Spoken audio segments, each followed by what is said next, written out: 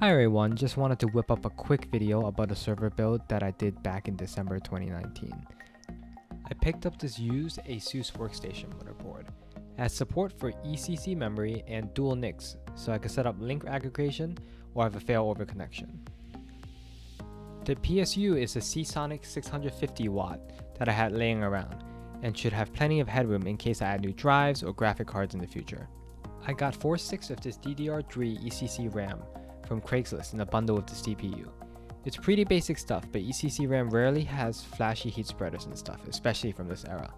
For a GPU, I'm mainly worried about standby power efficiency, so I put in a Quadro K600 that I got from a bundle of used parts.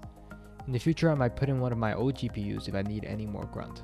For storage, I'm starting out with 2 8TB WD drives that I shucked from external enclosures. If you haven't heard, these white label drives are comparable to WD Red NAS drives, but for much less. Plus you get an enclosure that you could repurpose. The CPU is a Haswell Xeon processor with 4 cores and 8 threads. It has a clock speed of 3.5 GHz with a boost of 3.9 and runs at an 84 watt TDP.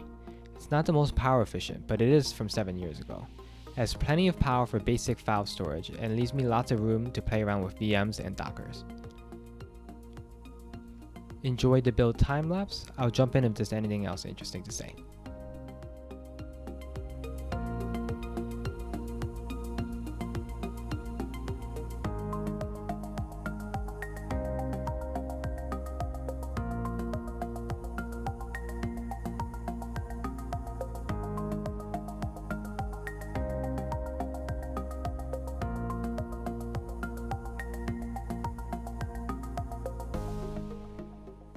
The case that I'm building in is a NZXT Phantom 410 from an old build.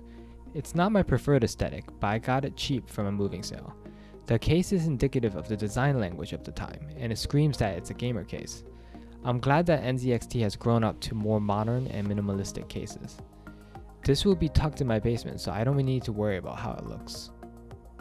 Build-wise, this case has plenty of space for cable management behind the motherboard tray, but it is missing some of the modern touches in new cases like cable channels, insets, and pre-routed I/O cables.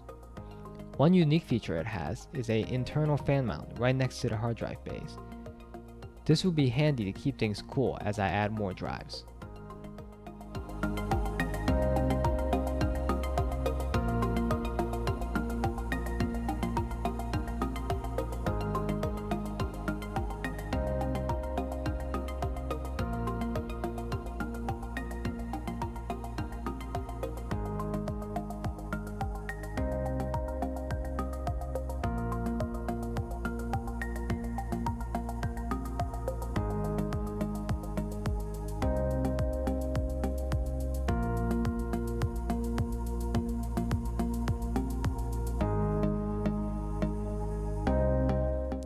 Here you can see where I put my boot USB on an onboard USB port. I've heard many horror stories where the USB gets knocked out or damaged from a protruding port. I finished this build quite a while ago and I just haven't had time to edit this video. I'll leave a link to some of the guides I've used to set up my Unraid server since then.